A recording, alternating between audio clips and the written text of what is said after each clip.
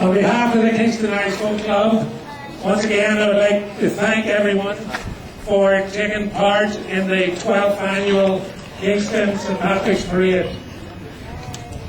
While many things are said about young people in the newspapers, many negative things, I think today has been a very positive thing for many young people. So thank you very much for your participation and your enthusiasm in the 12th annual Kingston St. Patrick's Parade.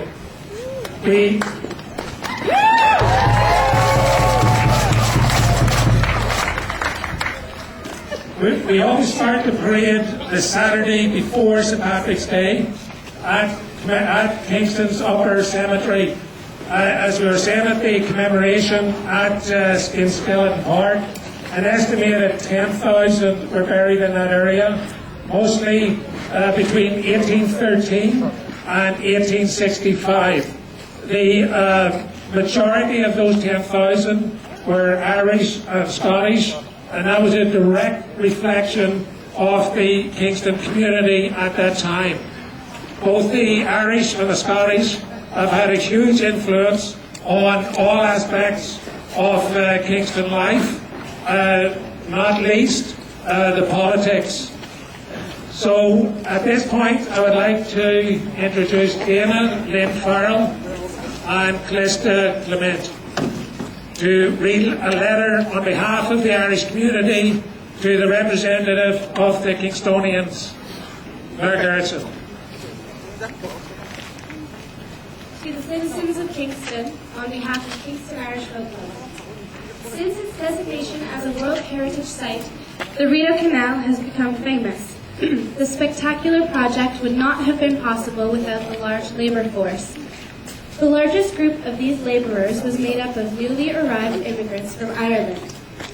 These pick and shovel men toiled for long hours, working under atrocious working conditions to carve out the 202-kilometer-long canal from a wilderness. While the canal, built between 1826 and 1832, has achieved great recognition, what is not as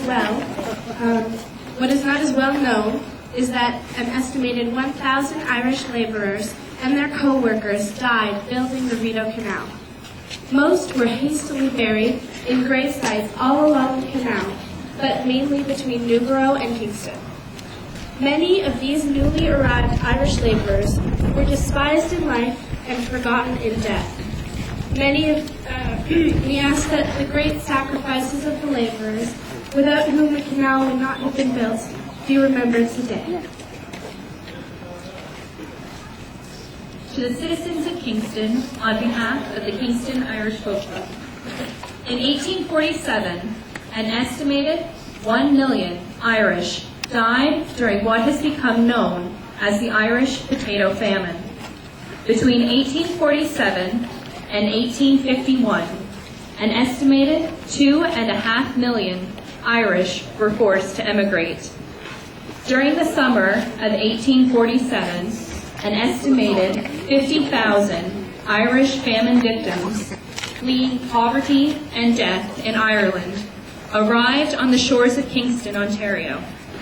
An estimated 1,500 Irish famine victims died in Kingston.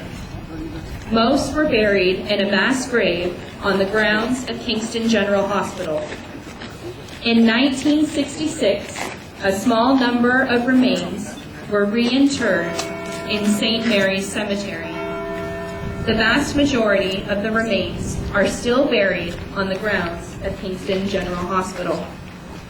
Whereas an estimated 300 Kingstonians died helping the Irish immigrants, including Mrs. Martin, the first matron of Kingston General Hospital, and her daughter.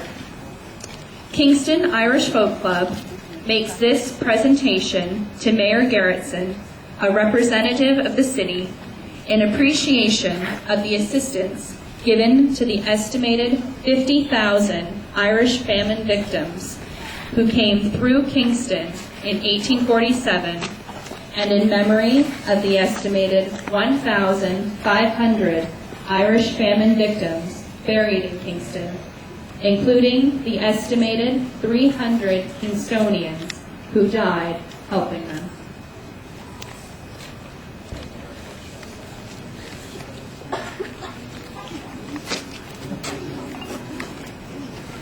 My turn. I'm just going to say that it's absolutely amazing to see so many of you here today celebrating and participating in the culture that we have here in Kingston. It is so amazing to see so many of you participate. It's very important, especially in this global age where everybody seems to be assimilating and integrating with each other, that we never forget where we came from, and that we never forget and properly display our heritage and culture. And that is exactly what you're doing today, and I'm so proud to be part of a community that has so many people interested in that. So again, thank you very much, and have a great St. Patrick's Day in a few days. And I know that a lot of you look a little younger than the average immigrants to Canada from Ireland, so be careful in the celebrations that you take part in on March 17th. And again, thank you very much, and have a great day.